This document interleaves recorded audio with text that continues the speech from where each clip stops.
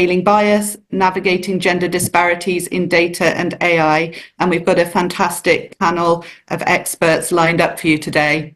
My name is Catherine Bailey. I am Professor of Research Governance Partnerships at the University of Exeter in the UK, and I am Operations Director at the Ethical Data Initiative, which is a collaborative venture between the University of Exeter and the Technical University of Munich, where we're lucky enough to be working with the Innovative TUM think tank team. I will be your moderator for today's discussion. The Ethical Data Discussion Series, of which this event forms part, aims to address important questions related to digital technology use, data collection and data-driven research. We've already covered topics such as data ethics policy in higher education, human rights in the platform economy, and the ethics of AI in higher education in previous episodes, all of which you can access via the AAU TV website and YouTube channel or on the Ethical Data Initiative website. Our global society has undergone a significant digital transformation, and it is certainly clear that Africa has not been left behind. And this revolution has brought about many positive changes, including improved decision-making and problem-solving, but it's also presented us with many diverse challenges and questions that affect all of us, though perhaps not all in the same way. But we do all need to be aware of how our data is being used and stored and what our responsibilities are and how evolving legislation affects us. So to address this, we've initiated the Data Ethics in Education campaign, which aims to advocate for the inclusion of data ethics in all data science, ICT and research-based higher education courses. This campaign seeks to train the next generation of data and research professionals about their legal and ethical responsibilities surrounding the use, reuse and sharing of data. And we'll send out more information about the campaign, including how you can get involved to participants after the webinar. Today, we will be exploring the topic of gender bias in data and AI. But before we get started, I'd like to do a little housekeeping. The event is being live streamed and recorded, and it will be made available on YouTube and on AAU TV. And for those who are not already aware, the Association of African Universities has a television network, AAU TV, which was established in 2018 to provide news and information on important higher education issues on the continent.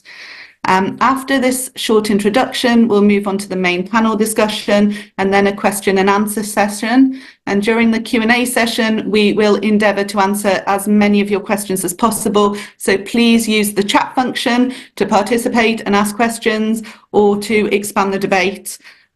Please be as lively as possible, as lively as you want or can be in the chat, but do keep your microphones muted out of respect for the panelists, and we encourage you to be as interactive as possible. So if everyone is happy, we will dive into today's topic. The issue of gender bias in AI and data is a significant concern that can greatly affect the development and application of technology. Biased data sets and algorithms can perpetuate gender disparities, potentially leading to discriminatory outcomes in many areas, including hiring, lending, and predictive analytics. This bias can also reinforce harmful stereotypes and limit opportunities. Addressing gender bias in AI and data requires proactive measures to include diverse representation in data collection, algorithm development, and decision-making processes. Ethical considerations and accountability are essential in ensuring that AI and data technologies promote fairness and equity for all individuals, regardless of gender. Today's discussion brings together experts in data science, AI and gender studies to examine the pervasive issue of gender bias in data and AI technologies. Our panelists will explore the impact of biased data on AI algorithms, its impact for marginalised communities and strategies to mitigate and address gender bias in the development and deployment of AI systems and data-driven technologies. So without further ado, I'd like to introduce you to our panel of experts participating in today's debate. So if our panelists can start unmuting and turning their videos on, I'll proceed with a quick round of introductions before we begin our questions. In no particular order, Kutoma Wakanuma is an associate professor at the De Montfort University in the UK, focusing on the ethical implications of digital technologies, including AI, on modern society, digital inclusion, and gender-related aspects within digital technology contexts. She also serves as an ethics advisor to the European Commission and is a regular speaker at international forums, contributing to global discussions on technology and society. Oluwaseun Adepoju is a technology thought leader with well over a decade of experience in the African technology and innovation space. He conducts research and speaks on various technology areas such as blockchain, e-voting, digital society, algorithms, and e-governance. In his current role as a managing partner at CC Hub, he oversees the technology and society, design for health, and the design lab practices.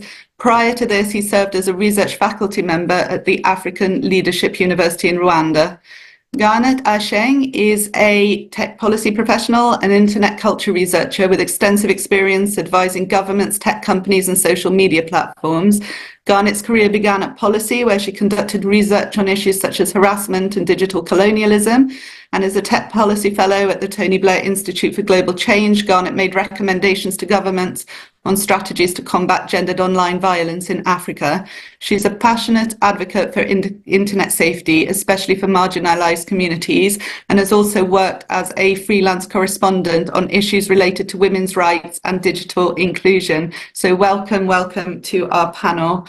I'm going to begin now with the first question, which I will direct to Kutoma, and I believe that Garnet has a few words to say on this as well. So Kutoma, what role does data and technology play in perpetuating or addressing gender biases and promoting or detracting from inclusion in modern society?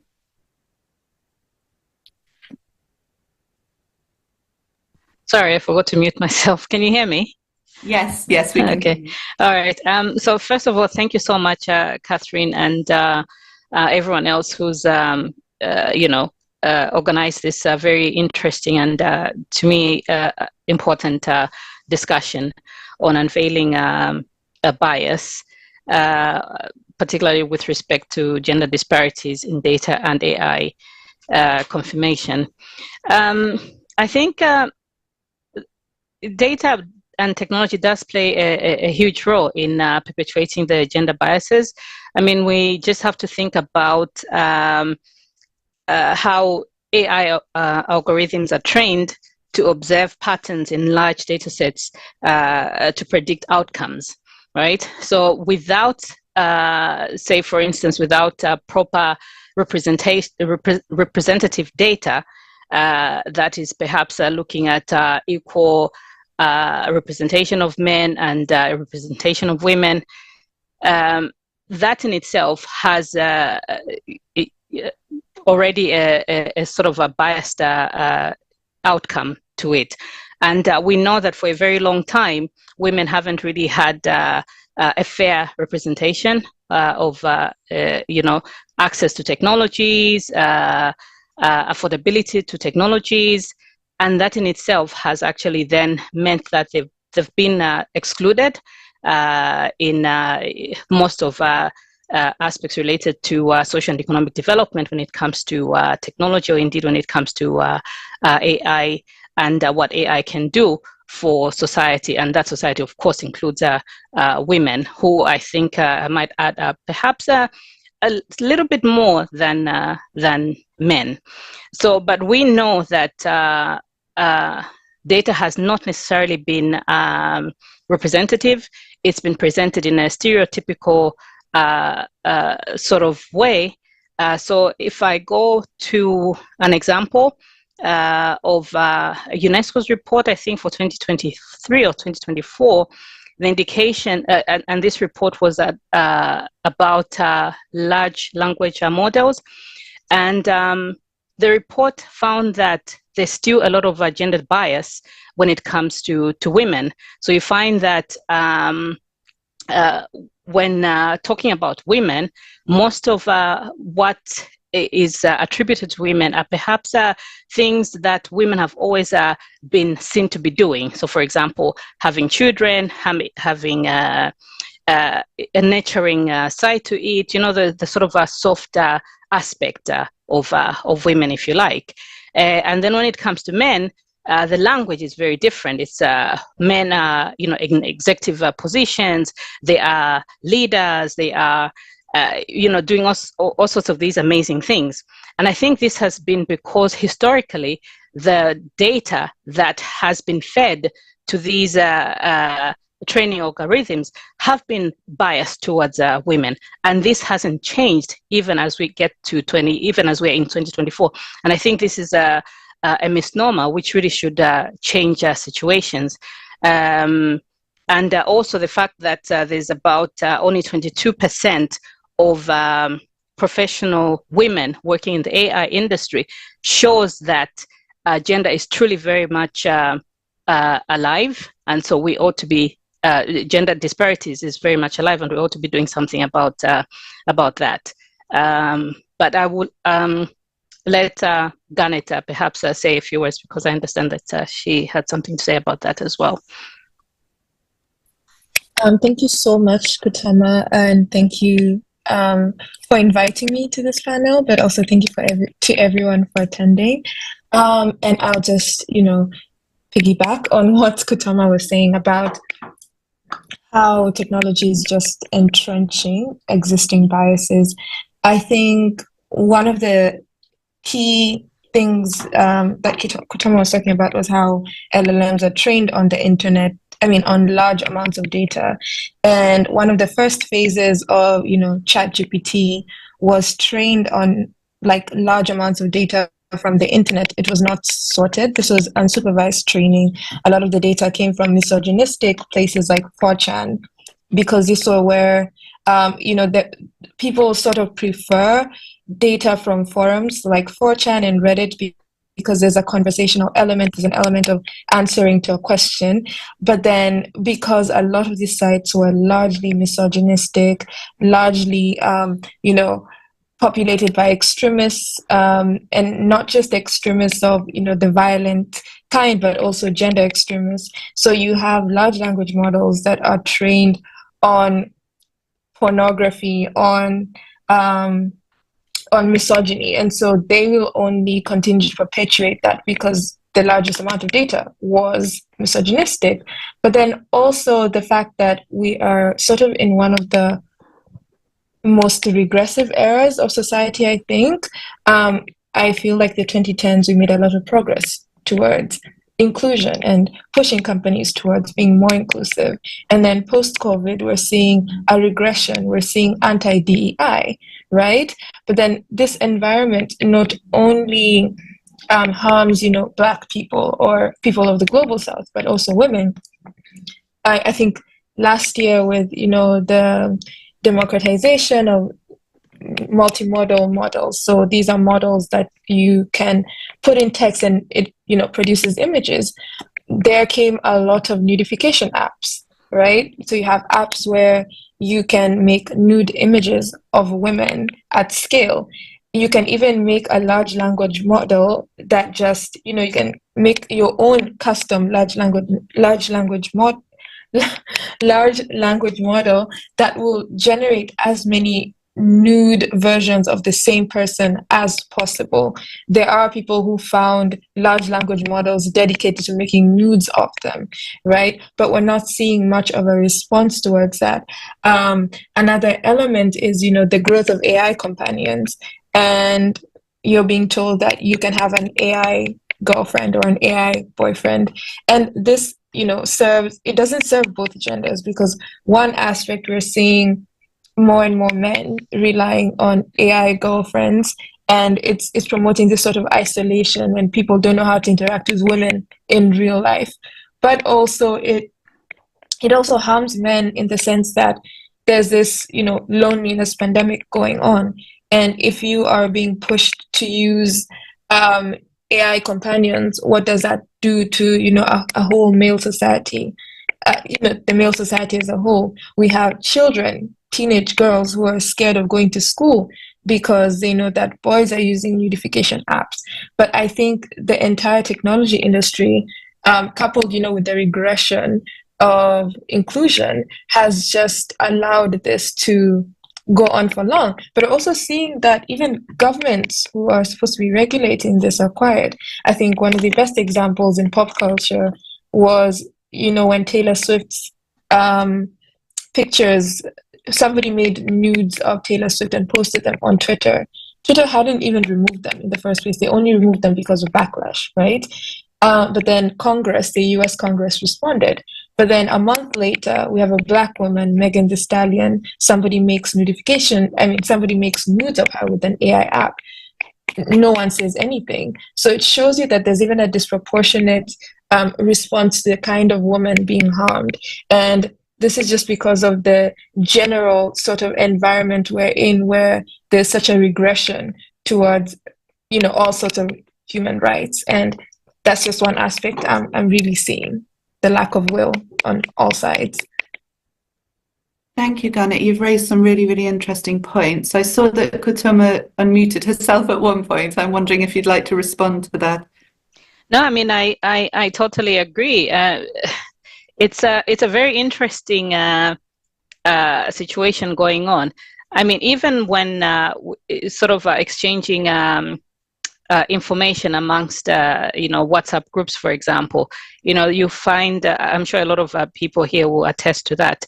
You find that even if it's banter, there's a lot of I suppose gendered misogyny going on there.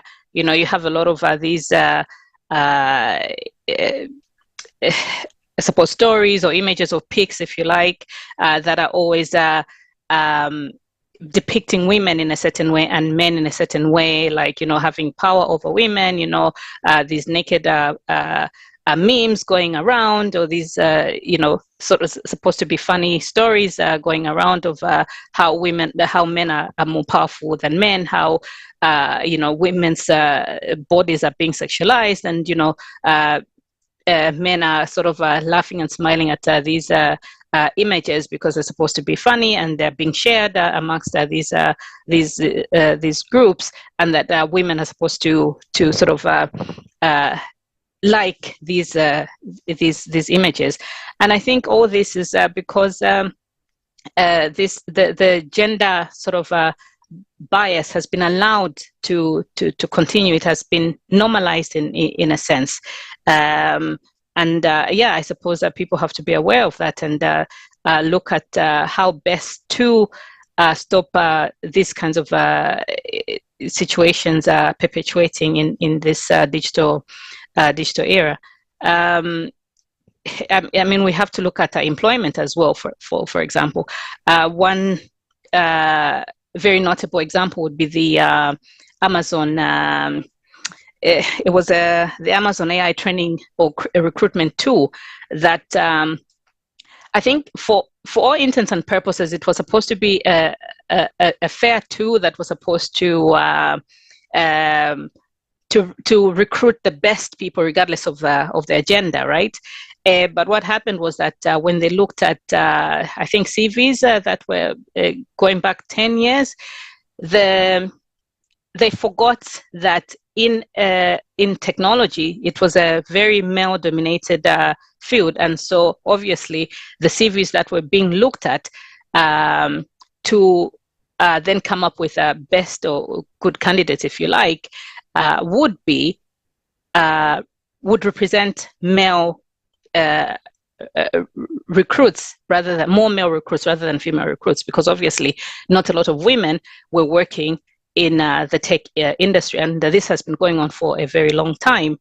And so what happened was that the system, the algorithm was reading these CVs and coming up with best CVs that were really related or relatable to men. That in itself then perpetuated the discrimination of female applicants. So it's not necessarily that the systems are biased, but it is what is included in the system by humans that is biased. So if we have to change that sort of notion, that narrative, whereby what is inputted into the systems or the training systems should be fair, should be just, should not stereotype, then of course we'll have these algorithms that will then be reading information or data that is non-biased. So we still have a very long way to go before that has happened, because even as we speak now, I think the data that is being collected, that is being used, is still very much in its infancy in terms of how best to overcome the gender bias. Thank you very much. Oluwaseun, I know that you have a lot of technical experience basically on the technology side and practical experience. Would you like to comment on what's been said? Yes, definitely. Thank you so much. And great thoughts from Kutoma and Garnett there. I think we have a problem at hand with the way we are building AI technologies. And it's so funny that when we want to teach people the foundational or basic understanding of computers in the early days, we do something called computer appreciation, right? But for artificial intelligence as a technology, we want to jump the gun, right, without doing the proper things. And every technology must reflect the complexion of the builder. We must establish that. Every technology must reflect the complexion of the builder. So I think the approach to building ethical and inclusive AI technology is, first of all, on the inclusive design side of things. We have a lot of technical people who are technologically excited to build AI technologies. And my experience with technical people is that they are not always considering the nuanced and the contextual situations that technology they are building must have. We've seen situations where there is an AI startup, 5 co-founders, all of them technical. Nobody has policy experience. Nobody has ethics experience. None of them has, inclusion and DEI experience. All of them are just contributing to the technicalities of the technology. And one thing with technologically excited people is that they usually assume what the people need and what the technology would do in the society. So inclusive design is very important. And I've seen situations where many AI companies they are rejecting community approach to building AI technologies. As we speak, most AI companies don't even have linguistics professionals as part of their teams. And most of these biases even comes from the languages, not in terms of local languages, but even slangs that people use online. And as Garnett said, when you use social media script data to feed models, you are building a lot of biases into what you're building, because conversational data, when you look at Twitter, for example, every 30 seconds, there's a misogynistic comment towards women every 30 seconds on Twitter. And imagine, just scraping such data to feed models. We are sitting on a very dangerous data. So it's very important that we take advantage of inclusion in terms of professionalism, where we build AI technologies as a collective, not as a technical company. And believe me, for you to build a 50% ethically compliant AI model, you need at least 30 professionals in the room that represent different spectrums of sectoral insight from the society. We look at technology as if it's just something that we're excited about, but we might be building a lot of danger when we don't take an inclusive approach to the design of technology. And I'm not talking about just people who have technical skills. You can have all the computer scientists and machine learning engineers in the room, but you need behavioral scientists in the room to make comments on what you're building. You need gender experts in the room to comment on what you're building. You need inclusion experts. You need linguistics experts. One of the issues that result in biases in AI is also data labeling. And those who can give correct insight into data labeling are linguistic experts, where there's an opportunity for semantic breakdown, even in the way we build our AI systems, because labeling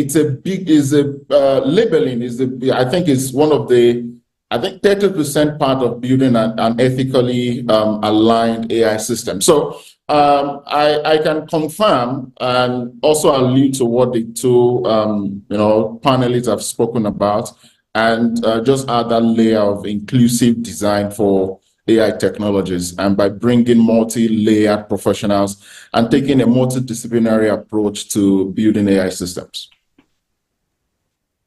Thank you. Thank you. That's, yeah, brought up some very, very, very good points there about kind of multidisciplinary teams and how they're really, really important in these scenarios. I'm going to move on to the next question in the interest of time, because I'm sure you'll all have a lot to say on the next few questions. And for our audience, if you can sort of think of any questions as we're going along, if you please put them in the chat, and we'll endeavour to answer as many of them as possible before the end of this webinar. So the next question I have for the panel is, what are the key challenges in combating gender and AI in data, and how can these challenges be overcome? And I will go to Kutoma, please, to kick this off. Okay. What are the key challenges? I think we've kind of... Right, okay, sorry, I thought I was muted.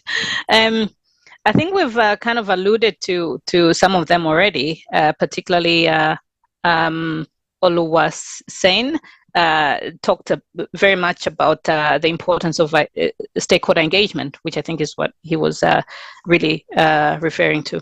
So it is very important that we do have engagement from different kinds of stakeholders, and this is a challenge that perhaps not a lot of tech people do consider. Once we have that particular stakeholder engagement, it's easy to then look at the training needs when it comes to data that is being fed into these algorithms. It's very easy then to look at diversity in AI teams, because that is also something that is a challenge when it comes to AI design, AI implementation, AI, just the whole AI process in itself. And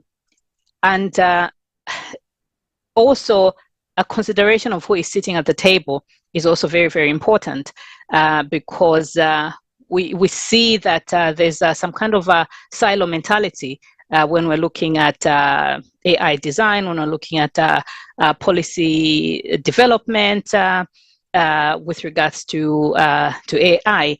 Mainly, it's not always a lot of women sitting at these tables to sort of have an input in terms of their experiences, because I think experience is very important, because if you're going to write an AI application and you have no experience of what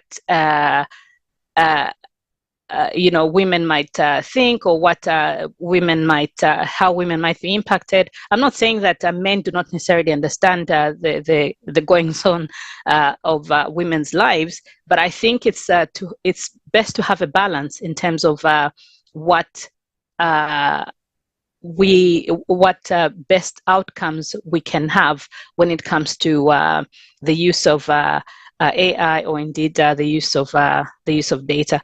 And without these particular elements, then we still are going to continue having these challenges in combating gender bias. There's a lot of reactive situations when it comes to artificial intelligence, in terms or data. We wait until something has happened, and then we start thinking, oh, okay, we should have done this and that. But if we're going to look at overcoming these gender bias challenges, why not be proactive? Why not have women participate in these AI development teams, or in these AI design teams? Not just having it shouldn't just be a question of ticking boxes. so whereby you just have one or two representatives of women, and then we say, okay, this is fine, we've had that. I think it's time to truly be inclusive, to truly be engaging of different stakeholders in order to overcome these gender biases. And we can only do that if we have diversity, if we have inclusion, if we indeed if we can have engagement of different stakeholders in society, and that should include more women as well. Absolutely, and some fantastic points, including that if women are not included in the design of these technologies, then it's really, really difficult to have a woman's perspective. Garnet, do you have any more comments on this? Yes, definitely. I think there's something Oluwaseun said that really, struck a chord, how you need like 30 experts in a room to make a model that is at least inclusive of women, or at least takes account to the multiple different elements that you'll encounter when the product is launched and given to people. And I even have another thing to add to it. It takes thousands and thousands and thousands of prompts to test whether a model will have, biased outcomes or harmful outcomes. And right now, I think the biggest challenge to this is the fact that we have a move fast, break things culture. I do think that, the fast innovation culture in technology had sort of gotten criticism again towards the late 2010s. Then comes the AI age, where every company is trying to launch a model or a product to compete with another one. Everybody's trying to be like NVIDIA. Everybody's trying to be at the top of the stock market. Everybody's trying to appease stakeholders. Everybody's trying to get the stock prices up. What does that mean? It means you have to launch fast. And that's the reality right now. Tech companies do not care. You have to launch fast, make a large splash in the media, have as many users on day one, and say, we got this amount of users on day one, we're larger than ChatGPT, or we got users faster than ChatGPT. I think that is the problem right now. The fact that it is centered around who will be the biggest, who will have the biggest AI share this year. And that means that when an AI model or an AI app or AI feature is launched, there's probably like two people who are monitoring, the harms, and then the biases come later. So we look at it like, what comes first? It's the harms that we think about first. Biases is a secondary thing. Biases is something we can consult on. Biases is something we can take people, sit down, chat about it for a day, and then think about it. It's harms first, because harms means that the government will come after you. The law will come after you. And so for the most part, teams are not even ready for this. So I think the biggest challenge towards inclusion in AI right now is just the culture of fast innovation and, making go-ready products. And Kutoma talked about the act first and deal with the outcomes later. That's what we're dealing with right now. And, we talked about having more women in the room. The reality is that right now, the tech space is very hostile, especially the AI space is extremely hostile to voices that are against what they're doing. I think the best example is what happened to all the women at the Google Fairness team, where they were one of the first people to call out what the potential of what would happen when large language models were made more accessible to everyone. This was even before ChatGPT was launched, and they were all fired. Right? And they're all sort of marginalized right now. If they speak, you go on their Twitter accounts and you see the amount of replies they get anytime they criticize any launch, it's a problem.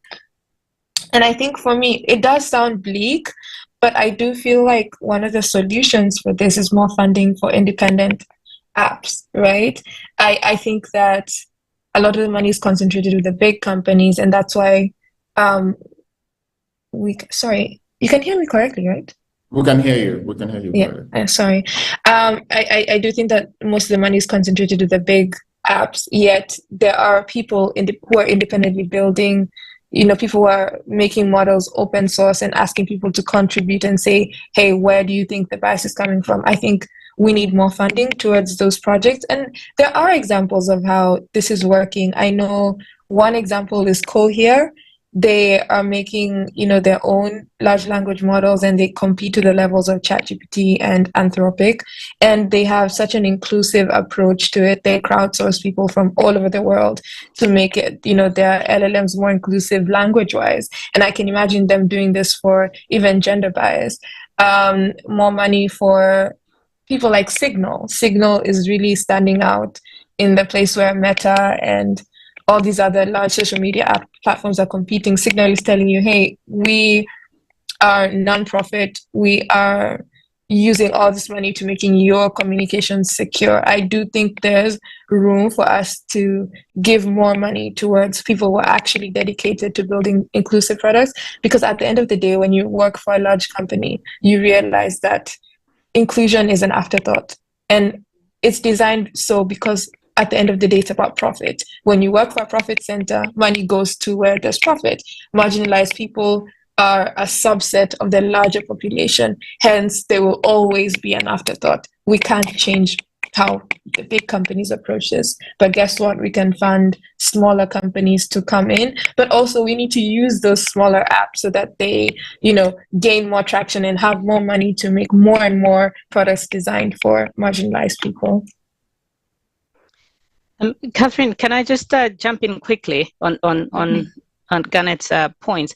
I think they're fantastic points, particularly when you talked about more funding, because for me, I kind of feel like for whatever reason, women are not necessarily funded enough. It's almost as if the expectation is that women should work pro bono, in a sense, that they should contribute freely their skills, that, they should be grateful that they can even be asked to contribute something, say, through, for example, grassroots organizations, these tech companies will go to women, ask for their opinions, and that women should be glad that they have been asked for their opinion, because back then they would have had their input.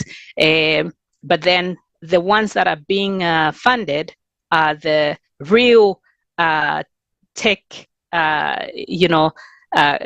companies run mostly by the male gender.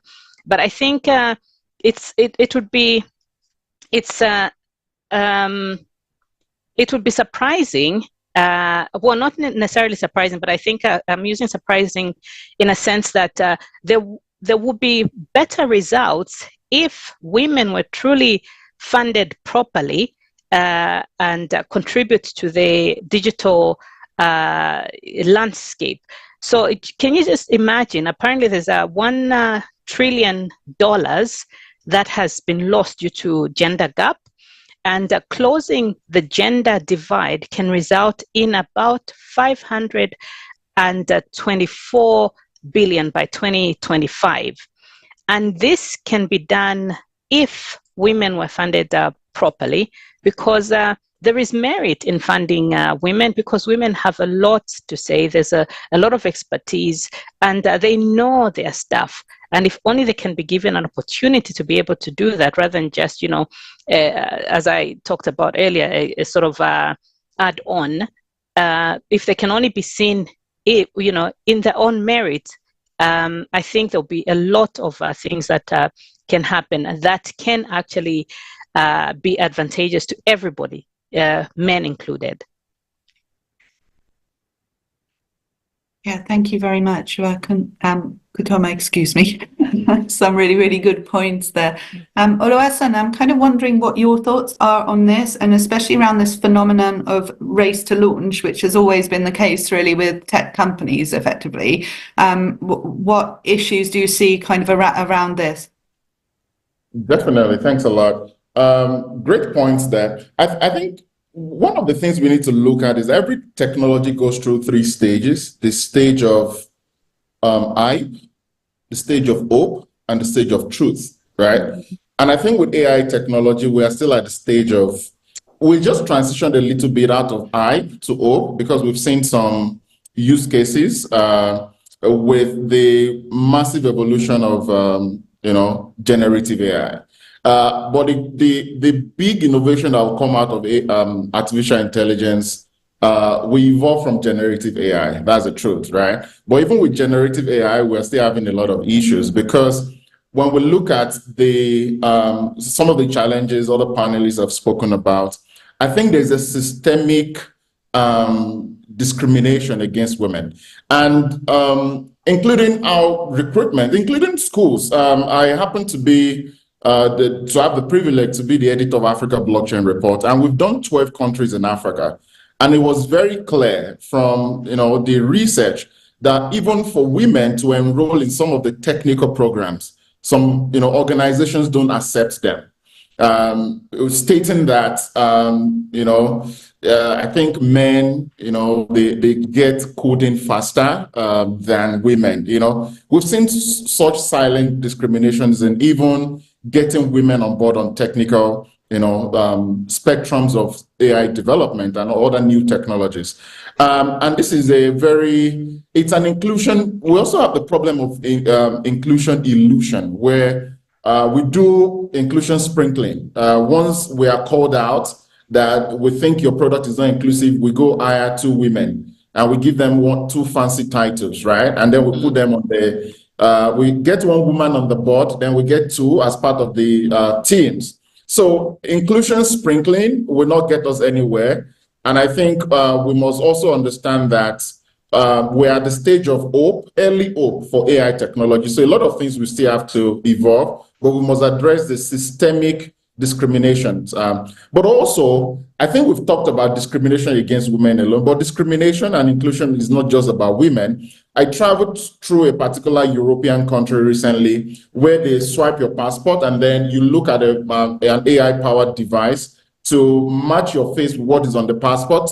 I was pulled aside for more than 25 minutes because the system could not recognize my face after swiping my passport. And also, I thought I was the only one. All the people, I was traveling from Rwanda, 25% of the Black people on the queue could not go through, and we had to be passed manually.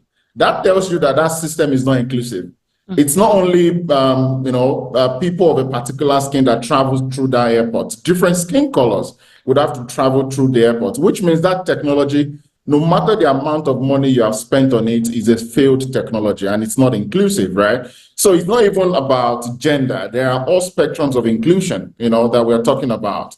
We've also seen situations where the data used in training some of these models that would do open abuse in terms of language and output for people. And these are technologies that we claim to have spent billions of dollars to develop.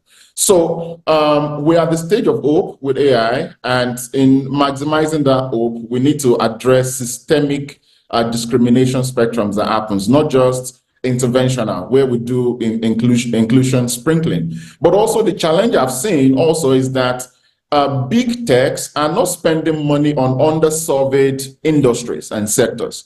Rather, they do data attribution. They take a data from a field that is close to a particular field and transfer the data from that field to this field, which causes a lot of issues as well, right? It is not compulsory to build a technology for a sector if there are no data, if we don't have the data that is ready to be used for that sector. And what we are supposed to do is to spend some significant budget on surveying undersurveyed industry, collecting ethical data that can feed to AI innovation in those areas. So I've seen a lot of criminal data attribution that is transferring data from a sector that is close to another sector, and we are using that data for that sector, which causes a lot of issues as well. So these are some of the challenges I wanted to add to what other people have spoken about. Thank you very much. I'll just go to the chat now. So a comment here from Ibiemi. If we want more women in the room and at the table, we women should not be deterred by the aggressive nature of the environment, which is, quite interesting. This is sort of more of a sociological question, and perhaps the way that women have kind of grown up and learned to behave within society. But yeah, it's absolutely true that, if we're not pushing ourselves and talking about these injustices, and then we're perhaps, not getting anywhere. Kutoma, I know that your kind of background is more towards the sociology side as well as, the tech experience that you have. What would you say to Ibiemi?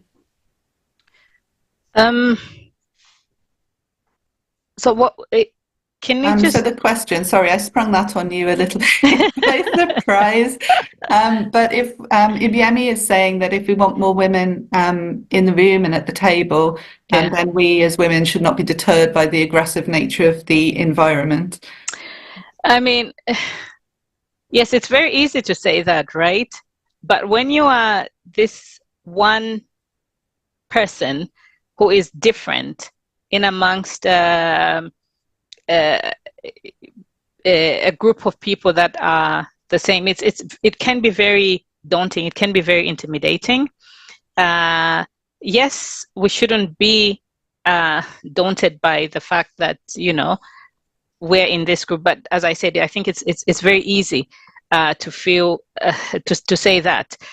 I have had the privilege of working in both the Global South, the Global North, and many a time I have found myself to be like maybe the one Black woman, in a group of perhaps white colleagues and things like that. And sometimes it has taken me a very long time to be very comfortable and to feel welcome. So yes, I think in a sense you kind of have to be resilient. You kind of have to know what you want, but it's not that easy. So I think one of the things that we ought to be doing is not necessarily to put the onus on us women because that's what I'm kind of getting in this comment. It shouldn't be up to us to kind of, well, yes and no. But what I'm trying to say is that we need to feel that we belong, not, and not because we're going to be fighting this battle and things like that. There needs to be policies around, these sorts of things in order to make us feel we are part and parcel, because we are part and parcel. We don't need to fight all the time to get what is rightly ours or where we rightly belong and how we should rightly contribute. It's not up to the other party to be aggressive to me. Why are you going to be aggressive? What gives you the right to be aggressive? Am I not somebody who can equally contribute? The fact that I'm in there makes me the right person to be there, to be able to contribute. And so there should be policies, there should be regulations put in place. And I think this is one of the issues about technology, or indeed, technologies like AI that are, faster being permeated and being implemented in Africa, for instance. We're really very quick in implementing these technologies, but we do not necessarily are not quick enough to look at policies, safety policies, for example, ethical policies, in terms of how they can protect women, for example, in terms of how they can be equal, in terms of how they can be inclusive, in terms of how they can be engaging. The policies are kind of an afterthought when it comes to these things. It's always, I think we've touched on that, it's always, let's get this technology in. But what impact is it having on people who are actually using these technologies, or people who are actually supposed to be working in these industries? Are these technologies that we're implementing in, say, for example, banking, in say, for example, schools, are they really inclusive? are they allowing, so for example, young girls in primary schools to be able to feel that they can also take up these STEM subjects without having to feel that they do not necessarily belong, or they are not good enough to take these STEM subjects? What are the policies that policymakers are putting in place to ensure that there is true inclusion at every stage of these technology implementations? And so we don't have to feel that we need to fight at every stage. Yes, you need to be assertive. Yes, you need to know that you belong. But at the same time, it's not supposed to be a battle, that we have to fight all the time. And people or the other agenda shouldn't necessarily be aggressive. Why should you be aggressive? So that's, I suppose that's how I look at it anyway. Yeah. Thank you very much. Just to let the audience know, if you could please put comments and any questions that you have in the chat, and we'll get to those as we go along. I'm going to move on to the next question now, just in the interest of time. So question 3, what are the best practices for promoting diversity and inclusion within the fields of data science, AI and technology to address gender disparities effectively? And I'm going to start off this time with Oluwaseun, please. I think the response to that question has been said in the different comments we've made. I think when we look at the history of artificial intelligence as a field, when we trace it back to 1956 Dartmouth conference, and I usually ask myself the question: what have we been doing from 1956 till we got to the era where generative AI became a big thing? And the rate of growth, for example, is geometric. It's just before we finish talking about this, there's an improvement, there's a new thing coming out every day. So I think that tells us that the operating system of the technology, which is data, has to be what we pay attention to. And there's a lot of afterthoughts with artificial intelligence. Like Kutoma said, even the people that are supposed to regulate the technology don't understand what it is, right? And I love us talking about policies to, make data fair, policies and all. But the truth is that most of the policies are interventional, and it also takes, sometimes I do a lot of policy work as well. We can take 3 years validating a policy we've written for a technology that has evolved 10 years ahead of us. Just validating the policy. We wrote a policy 5 years after an evolution happened, and then we are spending another 3 years validating it. And before we know it, the technology we are trying to validate the policy for has evolved a decade ahead. So the policies usually play catch up with the rate at which technology evolves. So I think we need to pay attention to data. And not so many people, including, I was privileged, for example, recently to moderate a particular African-focused AI conference. And the conference literally ended in a little fight because there's a disparity in what the academia and the practical technology companies were talking about.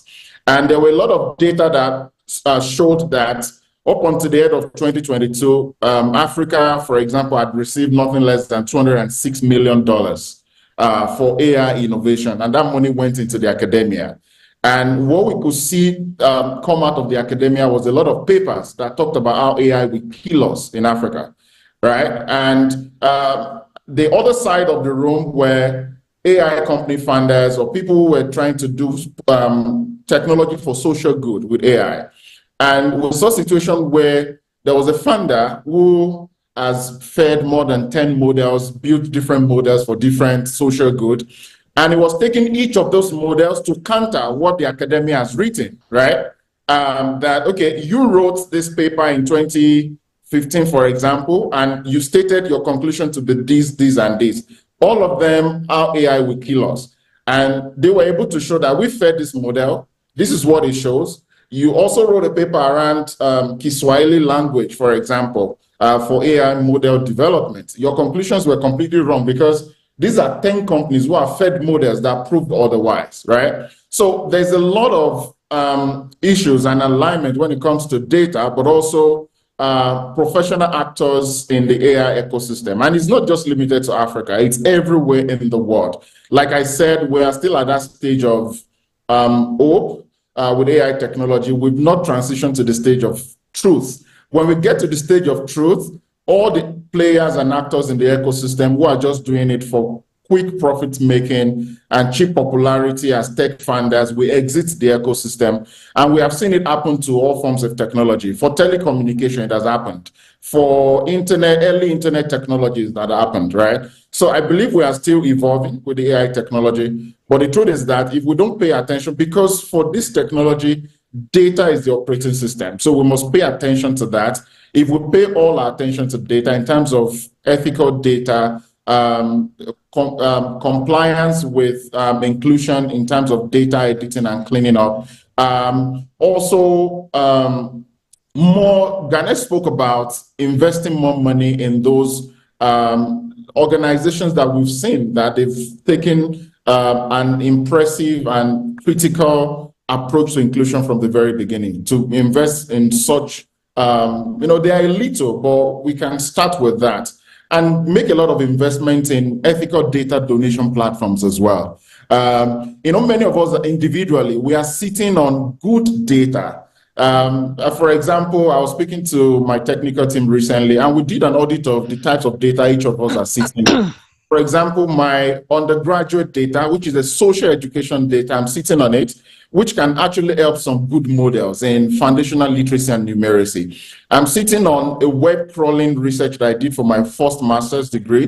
Good data that I spent almost 2 years collecting is in my drive and nobody's using it.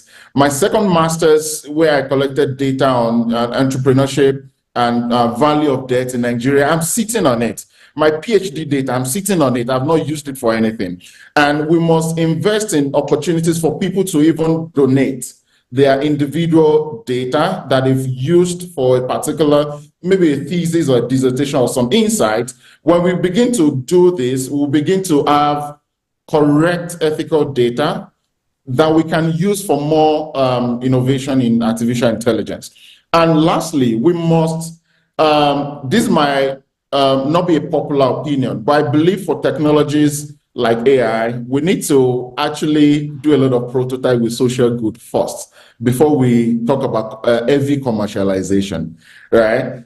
It's like technologies in healthcare. Technologies in healthcare are usually subjected to sometimes 10 years of social good testing, collecting feedback to be sure that even we have future-proofed the technology, right? But we are not doing that with AI. I'm sure each of us on this call has a particular AI tool that we are paying for already. And people don't also understand. I've seen people upload even a very sensitive confidential contract. They upload it on GPT-4 for it to break it down for them. But what they are not aware of is that this data is going into a model, right? So there's a lot of things that needs to happen if we must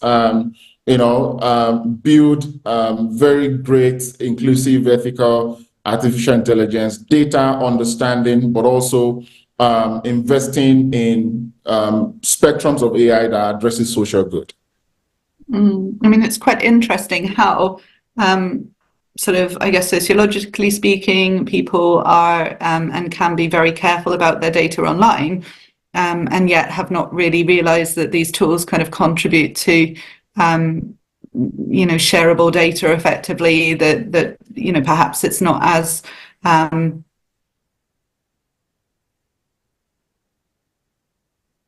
as closed really as we think it is. Kutoma, would you like to answer to Oluwaseun's points? I mean, I totally agree with what you're saying. The only concern I have is that technology moves so fast, so by the time we kind of test it for social good, there'll be something else happening. But I mean, you're totally spot on. And also I like the fact that you brought up this aspect of donating data. I never really thought about it because being an academic, I see so many I go through so many PhDs, so many master's, thesis, and now you've kind of made me wonder, like, what happens with these, this information that has been gathered? Most of it, really nothing. It's just sitting there. And my goodness, there's a lot of data in there that's very, very useful, that, could bring out a lot of social good, to borrow your term. And I couldn't agree more with what you've said. So, yeah, great. Okay, so I'm going to move on to question 4, because I can see that we're... Oh, absolutely, Garnet, please go ahead. Yeah, I did want to say that I kind of agree, but I'm very much a laws person. So I know a lot of people do not like legal, procedures and all that. But one thing Oluwaseun mentioned was, the technology is fast, right? But I think the UNESCO proposes a model. I'm not sure if it's the UNESCO. One of these UN bodies proposes a model where we focus on the rights and not the technologies. So if the right to surveillance is protected at all costs, it doesn't matter how the technology evolves. As long as it's still surveilling, it's still harmful to the person, it's still illegal in specific jurisdiction.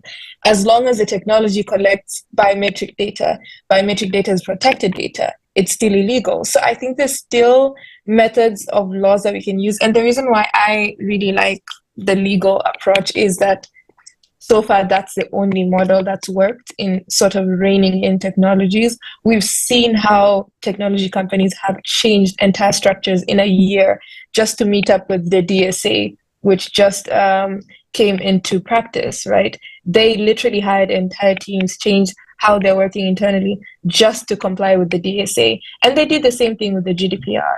And I think one of the things I really would like to see more of is algorithmic disclosure laws.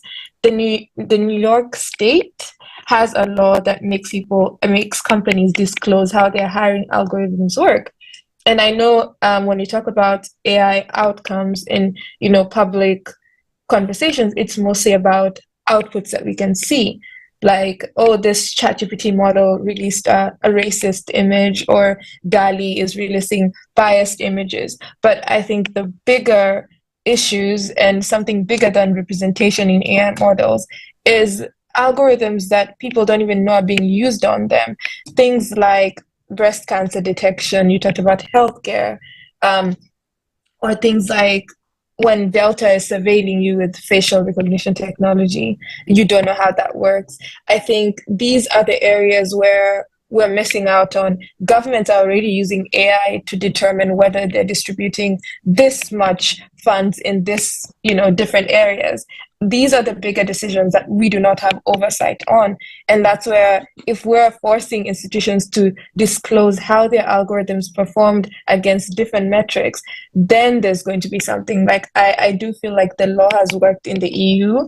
I think that it may have not worked in the US because of lobbying, but there is evidence that the law works.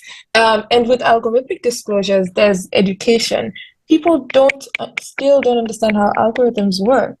And I think there's this one book I always recommend by Virginia Eubanks on algorithmic inequality. And she talks about how if people knew about how algorithms were making decisions, or if algorithms are even being used in decision making, then they'd be able to question more. We don't have enough people questioning things. I think one of the biggest one was when the UK students questioned how their exams results were graded with AI. And that was a big pushback from society because they understood how it impacted them. We need more of that algorithmic education. Yeah, sorry for taking up time. So public awareness would therefore be sort of, something really essential to, well, at least kind of getting companies to realize that they maybe need to change what they're doing and how they're developing technologies. That's a really, really good point. I'm going to move on now to question 4. So how can biased data sets and algorithms perpetuate gender disparities in AI and data technologies? Garnet, would you like to kick us off?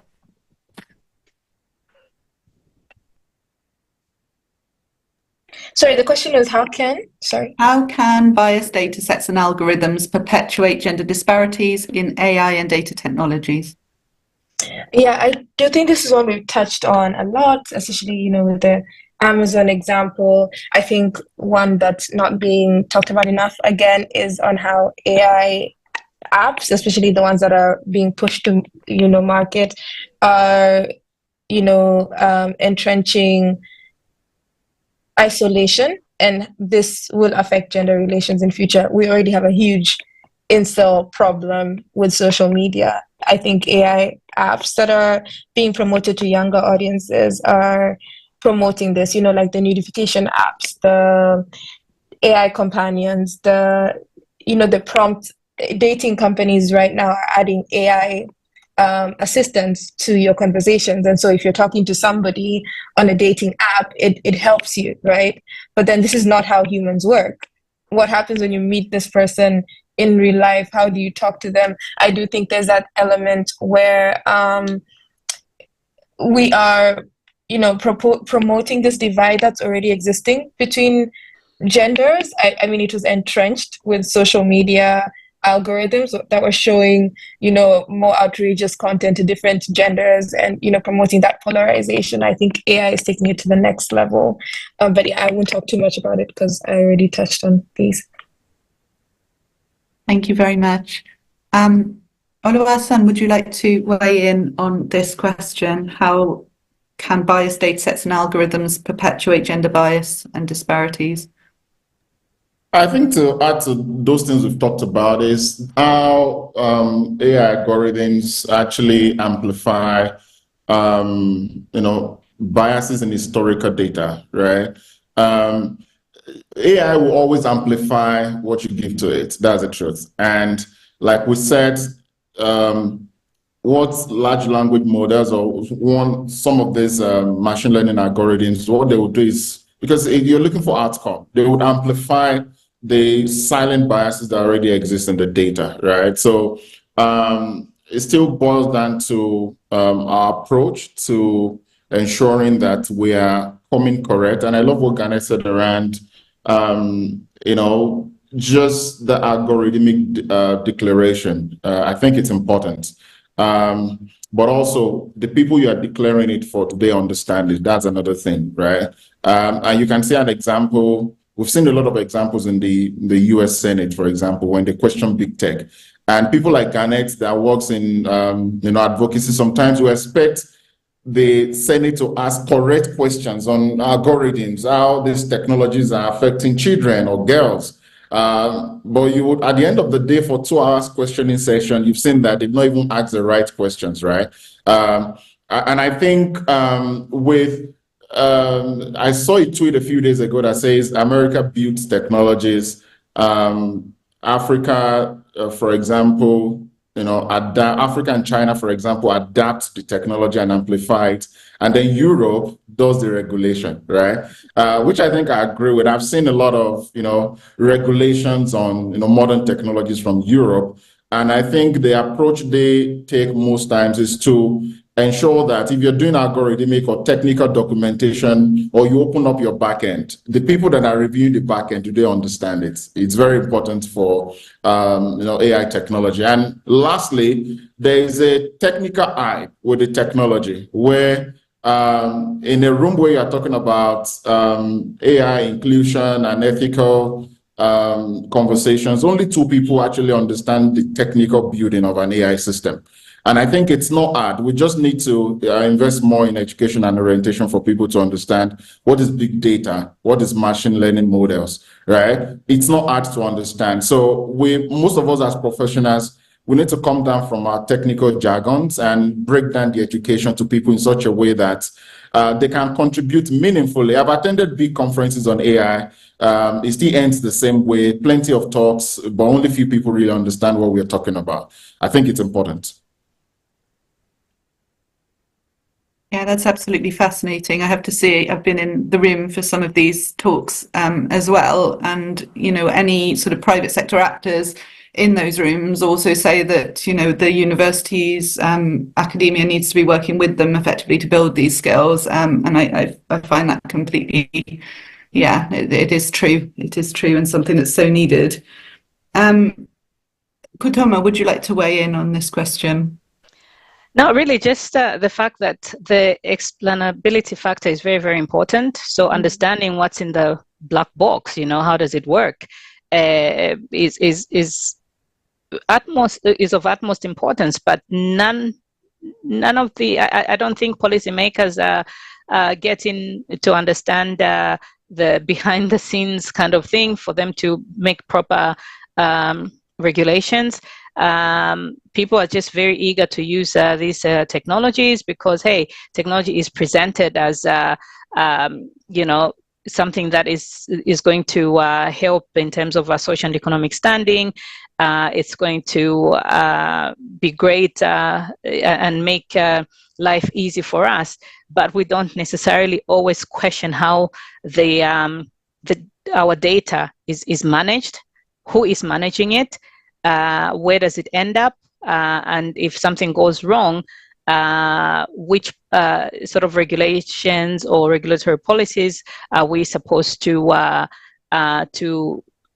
use in order to sort of mitigate the issues that may arise as a result of data misuse, as a result of tramping on our privacy, as a result of tramping on our autonomy. And there's obviously, of course, the dependency aspect on, say, for instance, big tech organizations or technology giants who are normally from the West, who provide these AI data platforms. How can we make sure that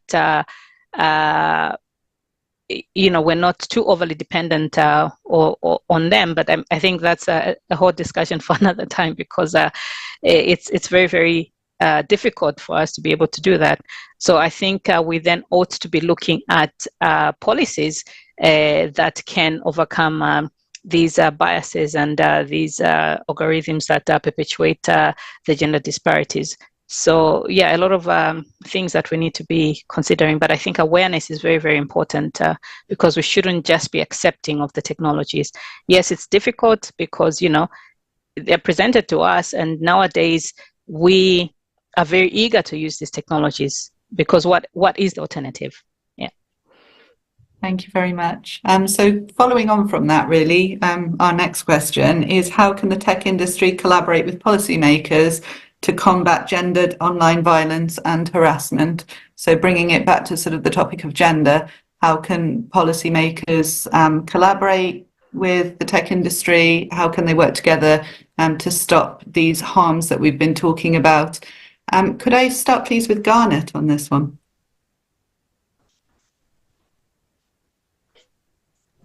I think one thing that Kutoma touched on is explainability.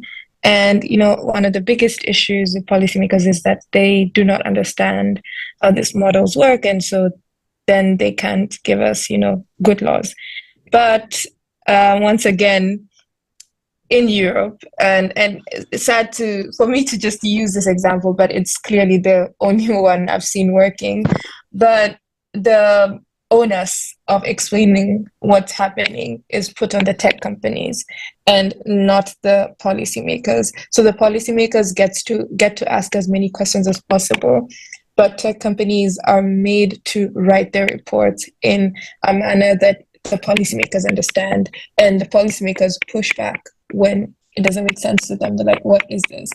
Of course, that then there could be another issue there, and we've seen it a lot with tech companies having their own agenda and explaining things in ways that benefit them. And we're seeing this with encryption, where people are explaining encryption in a manner that protects them and not companies that actually need this right maintained. However, I do think tech companies have a lot to give when it comes to explaining how these things work. But also, I think we need more will from policymakers. I do think that one of the biggest systemic challenges is that we have egos in, governing institutions worldwide. We have people who don't understand how these technologies work, but they're also not interested in opening up and learning, or hiring people who actually understand how these systems work. Again, this is a systemic issue, but I do think governments have a lot more to give when it comes to protecting human rights with technology. But then you have the issue where it's, again, money first. We're seeing it in the US, we've seen it in even Kenya, where biometric data is not supposed to be collected. But guess what? A company just paid their way and came and collected pictures of people's eyeballs and paid everybody $50 and collected thousands of images, because they knew that if they launch whatever biometric product they wanted to launch, it has to work also with, eyes of Africans. So they just paid off the Kenyan government, came and collected data. And on day 3, that's when the court comes in and says, hey, this is illegal. But they've already done the damage. So it is a systemic issue here. But there's a lot more for policymakers to do. Thank you very much. Kutoma, would you like to speak to this question? Yes. I think it's to do, there needs to be legislative frameworks that really work, especially for Africa. I mean, we have the EU Act, which was, I suppose, implemented a couple of months ago now. We have the US looking into AI and policy regulations as well. We have the UK, which has, I think only last December or so, or November, they had the summit, the AI summit. Again, a lot of safety issues were touched on. So we see that on the global front, there's a lot going on, particularly when it comes to countries from the West, in terms of ensuring that there's some kind of safety going on. But there is stuff happening in Africa as well, but not to a large extent. And I think the example that Garnett gave about the eyeballs is very telling, in that because these technology companies that are coming from the West know that legislation or policy related aspects in Africa are still very lackluster in a sense, then they feel that they can get away with it. So it's the onus is on policymakers in the global South, Africa in particular, in this case, to come up with stringent policies that tech giants should be able to adhere to. I mean, the GDPR has actually worked wonders across the board, particularly in Europe, because there have been large fines that have been meted, or tech organizations can be fined large fines if they violate if they violate, say, for example, privacy issues and things like that. And I think we need to be able to see that in developing countries, in Africa, for example. And that can actually then help in terms of ensuring that there is safety, for example, particularly in terms of combating online violence. Sometimes I see these exchanges of violence against women through, for example, social media groups, and then you kind of want, your jaw drops at the level of violence, and you think, oh my goodness, how can these types of violence aspects be perpetuated online and nothing is being done about it? It's almost as if it disappears into the ether. And you think, wait a minute, if there was proper legislation, I don't think any of this would be happening. So we need to be able to combat that through proper legislation between policymakers and the technology platform providers. So yeah, this is how I look at it. Thank you very much.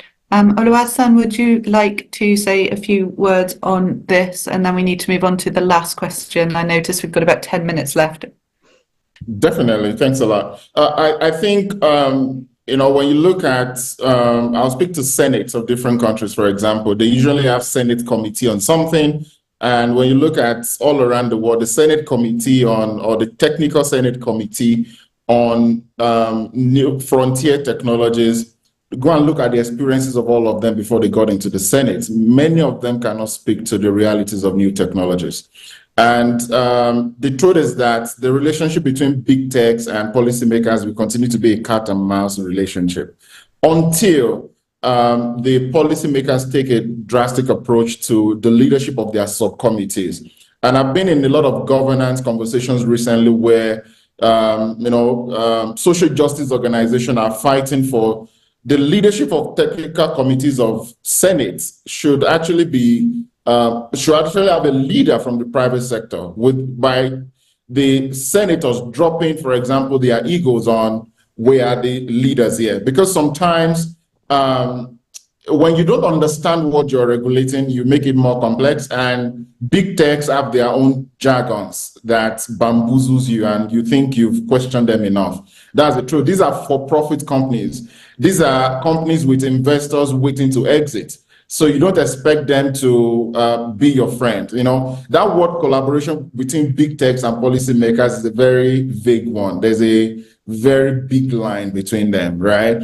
But if we succeed, and I mean the government succeed to ensure that, for example, you take a very, an expert from the industry to say, you have a technical advisory role with the government, and the Senate Committee on Frontier Technologies, for example, is there, but they are there on the policy conversation side. But on the technical understanding and query side, the private sector is able to lead that right within the chambers of government, right? And I think that will be, if the technical person is also compromised, it might not be successful, but if the government is truthful in implementing such a structure, I believe we can start talking about collaboration between big techs and policymakers.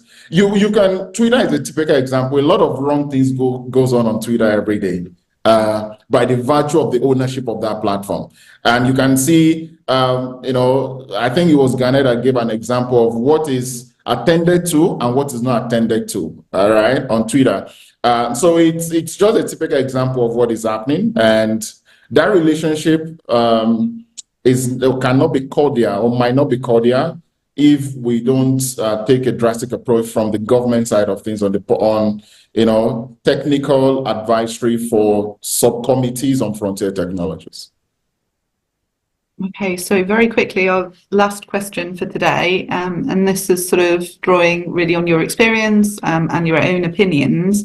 What initiatives or policies can be implemented to ensure internet safety, particularly for marginalized communities in the digital space?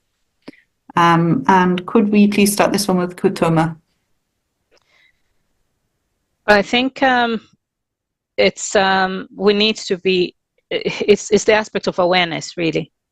I think that's very, very important. And we also need to ensure that different stakeholders play a key role. So we need the involvement of civil society organizations who are really on the ground, who understand and can speak to the public when it comes to these particular elements. We also need policymakers, obviously. We need academics. We need industry.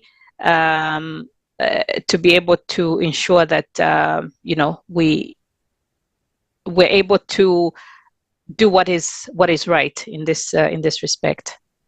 Yeah. Thank you, Oluwaseun. For me, in some of the daily work that we do we have an incident response, the digital security incidents response help desk. And when I count the number of organizations doing it in Africa, maybe just 5 doing it at scale. So we need more investment in that. We attend to, journalists who are facing, intimidation, digital oppression. We attend to their issues every day. We have organizations, NGOs who work in digital rights and freedom fighting. that are usually susceptible to internet hack. They usually hack their systems. We are always on standby to, we have averagely of 15 in a month of different social justice organizations that reach out to us. It takes a lot of investment in, for example, to pay digital threat analysts that sit on those help desks. So I believe we should have multiple of that in Africa. I'll speak to Africa in this case. Before organizations like ours started an incident response platform, people that have issues of digital rights violation in Africa reach out to help desk in Central Europe or in North America, which sometimes time differences before there's a response or intervention, a lot of damage would have been done. So multiple help desk for digital security issues in Africa is needed, and it's the onus is on organizations, not even big techs now. Some big techs invest in digital security help desk, but when you look at the back end, there's a propaganda behind it, right?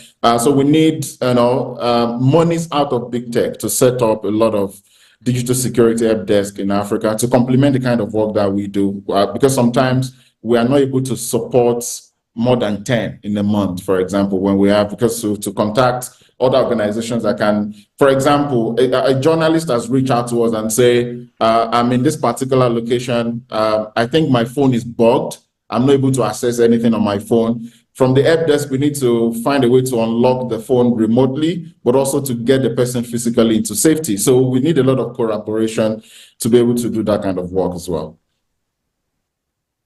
Thank you very much. So Garnet, I know that you said that you weren't sure about touching this question, but I do have a different question for you, if that's okay. And I've seen that you've kind of responded to Dennis Mwaba here in the chat. But perhaps you could sort of expand on it for the rest of us. So Dennis has asked, do different types of machine learning models exhibit different levels of gender bias, and how can these be addressed when choosing a model type? Basically, kind of, are we able to tell, and how would we be able to tell in order to make better decisions about what we use?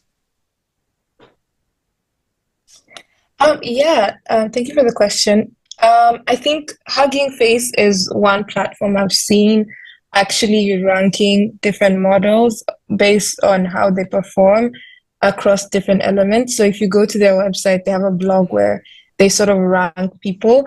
But I think this is where open source needs more support and more funding, because with open source, everybody can contribute and say that, hey, this is messed up here. I think this is where we can fix. Basically, fund more open source and fund more smaller initiatives working on AI rather than just giving money to the big companies. Thank you very much. I'd like to say a big thank you to our panel today. We're coming to the end of the session now, so we are going to wrap up quickly. We've discussed quite a lot today, so thank you very much for those insights. I've learned an awful lot from you, including data and tech playing a huge role in perpetuating bias, talking about how the issue is as much sort of the data, the algorithms, and the people who are doing the designing, essentially. It's not just sort of this big spectre of AI effectively as a tool that is causing this. We've talked about harms that are affecting people from the global south. So it's not just women, there's sort of all sorts of biases that play in here. And AI being only as good or biased or unbiased as the designers themselves and the available data. That's been mentioned a few times. We've talked about this phenomenon of the race to launch that happens within the tech industry and how that can be quite damaging as well to effectively mitigating bias within these tools and technologies. And how gender discrimination in the tech industry is really systemic in nature. So, effectively it's something that's perpetuated, and it's probably really the responsibility of policymakers and the tech industry itself really to regulate it, not of women to perhaps be more forceful or to push their way into this space. Kotoma sort of drew our attention to that. So it just remains for me to say a huge thank you. So thank you to our panelists. It's been a really, really insightful discussion. Thank you for joining us today. I'd like to say a big thank you to Larry Adams, Agimano Kieri and Ransford Beoki, who've done a lot of the organising work behind the scenes for us. Felicia and Isabella also for their work on promotional materials, and Leona for all of her work here behind the scenes, taking notes for us and sorting out everything that we needed. I would also like to mention Professor Frederick Armar, the Association of African Universities Research Director, for his support, and Professor Juliette Pondlana, who is the Director of the AAU Europe Regional Office as well, who's also sort of supported and helped us bring this webinar together. And a huge thank you to you, the audience, as well. Thank you for being here with us and sharing this event with us today. We've got 2 more editions planned for September and December of this year, where we will be covering, I believe it's Child Safety Online, and the second is still to be decided. But we will be in touch with our audience here today, let you know about that, and I'm sure that there will be some follow-up sent from this event and links and information that's been mentioned today. So thank you all very much, and I hope to see you very soon. Take care. Thank you. Bye-bye. Goodbye.